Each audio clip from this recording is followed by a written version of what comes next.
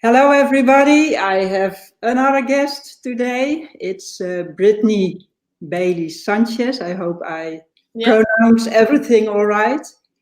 And it's going to be an interview what's mainly about prevention, because I think that it's a very important, a key point when you're getting older. So, Brittany, my first question always is, what are your thoughts about aging healthily? Yeah, so staying active, I would say, is the number one thing you could do to age healthily. And that means, of course, exercise, but also staying active mentally. So doing activities you enjoy doing. I know a lot of people, they get older and retire and then they just sit around and watch TV all day. But it's really good to get out there, see friends, volunteer. Yeah, just staying active. Yeah, yeah. That's that are my ideas as well. So that's great.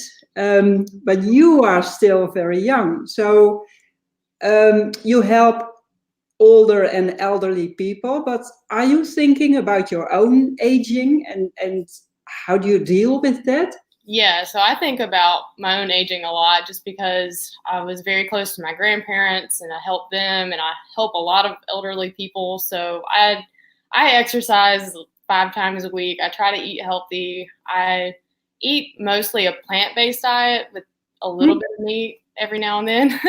Oh, that's good. Yeah, so I definitely try to think of, me aging and how that will go. Yeah, yeah. Um, I haven't introduced you properly yet.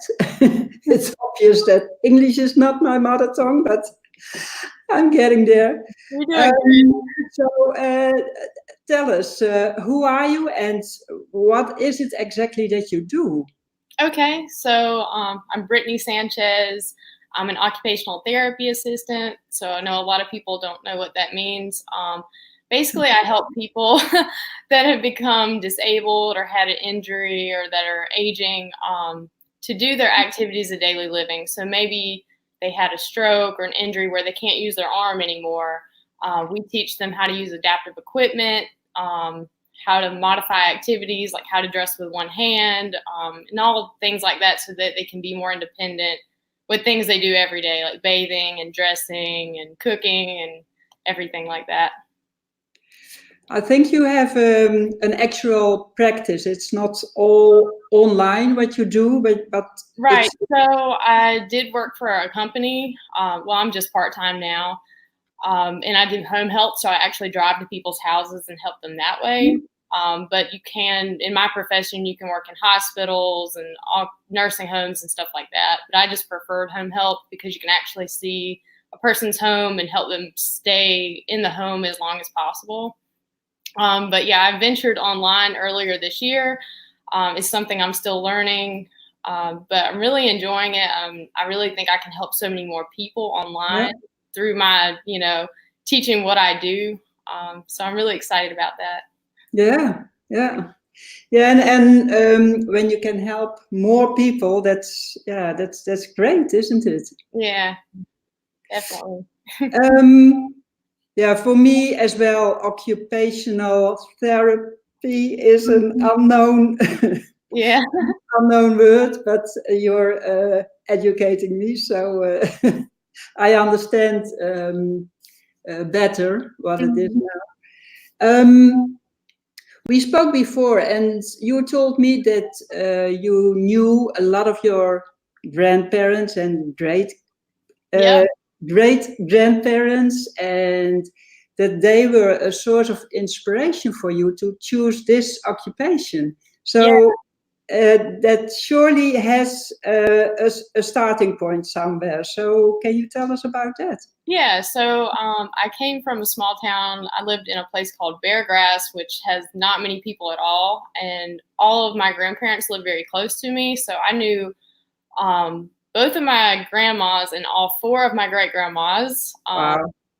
Yeah, and then I knew just 3 of my granddaddies, and one of them was my great granddaddy. And I actually lived right beside my great grandma and great granddaddy. So I was there all the time. And then my other grandparents only lived like a couple miles from me. So I was all the time hanging out with my grandparents. That sounds so great. Yeah. A lot of people don't have grandparents at all, and certainly not great grandparents. So that's really marvelous. Can you think of any life lesson that was particularly important for you that you learned from that? I think, well, for one, don't give up. And just being nice to people. Like my grandparents they were just so generous, and a lot of them grew up during the Great Depression, like my great grandparents. So they didn't have much at all, and so they were so grateful for what they had, and were just so generous to other people. Yeah, that's great. And I don't know if all of them were that old when they passed away, because you told me now that. Or that's the living grandmas you have at the moment that are 90 and 92? Almost, yeah. So yeah, and how old were the other ones? How old were the other ones? My grandma Sue lived to be 87. No, 85. My great granddaddy lived to be 87. I don't know what my other great grandma was. I think she was close to 80. But yeah, all in their 80s. So, wow. Yeah. You have good genes then, probably. Yeah, I hope so. If it's like all, well, from all the sides, if they were that old, and yeah, probably you have a big chance as well to grow old and hopefully healthily, of course. Yeah. Yeah. That's really the plan.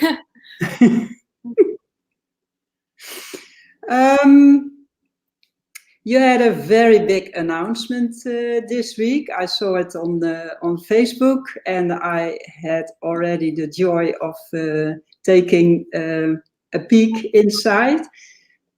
You launched a program. I did. I'm so excited.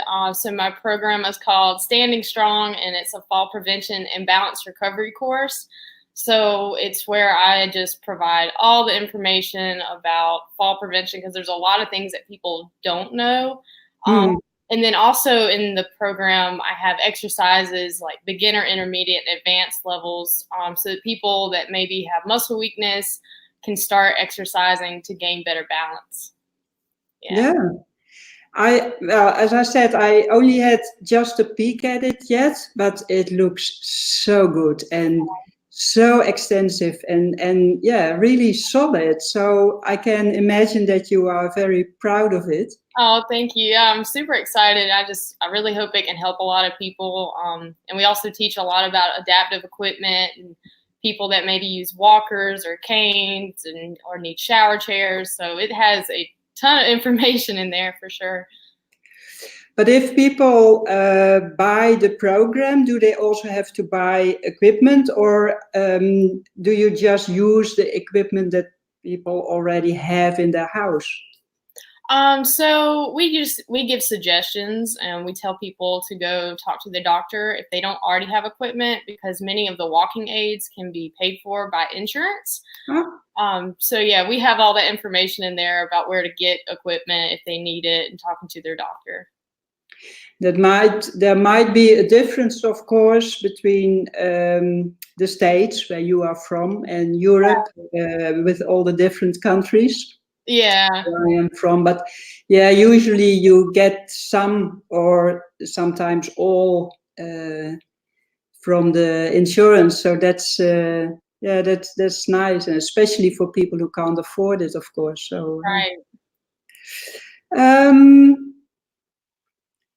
That was one of my questions. What kind of adaptive equipment do you use in your practice? So we always talk about grab bars. Grab bars, are a big thing, because a lot of people may get handicapped bathrooms and handicapped showers, and the people actually position the grab bars in a place that doesn't work for them. So we actually take people through a dry run maybe they have an arm injury and they can't reach up high, and you have to have the grab bar in a different location. So we teach people where to best place them so they can get in and out safely, and or up and down or anything like that. There's a lot of adaptive equipment we use, but yeah, grab bars is a big one. Oh, go ahead. Yeah, but that's if I understand it correctly, it's something you use in your practice, and you give tips to people where to put them in their own houses. Yeah, so I teach people where to position those, where to position their shower chairs correctly, how to adjust the height, how to transfer safely. Yeah, tons of things. Even how to use walkers and canes correctly, because some people use those incorrectly. Yeah. I remember from both my parents, both were ill at the end of their lives, which was a pity, of course. But what especially was difficult for them was to get in and out of the car. Yeah. Do you have tips for that? I actually, in one of the bonuses of that course, I have how to get in and out of the car using the walker. Yeah. So one thing is, I always tell people to be in the back seat of the car if you have somebody driving, and you can put a cushion to make it higher. Help you get out. And they have little gadgets you can use to help hang on to pull yourself up and stuff like that. But yeah, we have a whole video. It's kind of hard to explain without having a video, but yeah. Yeah. I'm amazed that you say backseat, because I always let them sit in front, because I thought it was a nice gesture. Yeah. But is it better in the back? Well, it depends on the car too. You know, sometimes they don't have enough space. It depends on the car. And having a car that's not too low or too high, kind of like a medium-sized car, is probably the best. Yeah. Yeah. You can't always choose the car, of course, if you. Yeah. So if they have more leg room up front, that might be a better option. But sometimes they do in the back seat. Yeah. You have a couple of websites, I think, or is it one? I wasn't sure. So I have a couple. Yeah. For my program, it's standingstrongforlife.com, and that's the number 4. And then the other one is olderlivesmatter.net, and that's for my how to avoid caregiver book. So then it's like / how to avoid caregiver burnout. Okay. Maybe it's good if later on you send me the links. Yeah, that's then I'll put them in the description box, so people only have to click them. That's the most easy way, of course. Yeah. And you have your page. Yeah, Facebook. All Lives Matter. Yep. I'm not sure if you have a group as well. I had a caregiver group, so people that are maybe caregivers that need a support. I have a caregiver support group. Okay. Do you do anything for caregivers as well then? So I work with a lot of caregivers in the home with other people and try to teach them the same techniques, and also like back protection strategies and stress management. Yeah. I've been a caregiver for 20 years. A long time, but I did it with love, so it's not meant as a complaint, but it was a long time. Yeah, and it's a tough job too. Yeah, especially if you have a company next to it, which you're trying to run. So, but it's also a very how do you call that in English? It's a kind of a giving job. Rewarding. Very nice to do. Yeah, definitely. Yeah. Okay. I've run out of questions, Britny. Oh, that's okay. We can come up with some. I don't know if there's. Oh well, yes. There is something you definitely want to share with us, because you have a promotion for Black Friday. Yes. So, tomorrow is our Thanksgiving, so we always have these Black Friday sales. So on Friday, well, really, I have my sale all this week. So we have a Black Friday sale for the Standing Strong course, and it's 80% off. So that is amazing. So it's That's a only lot. $37. Yeah.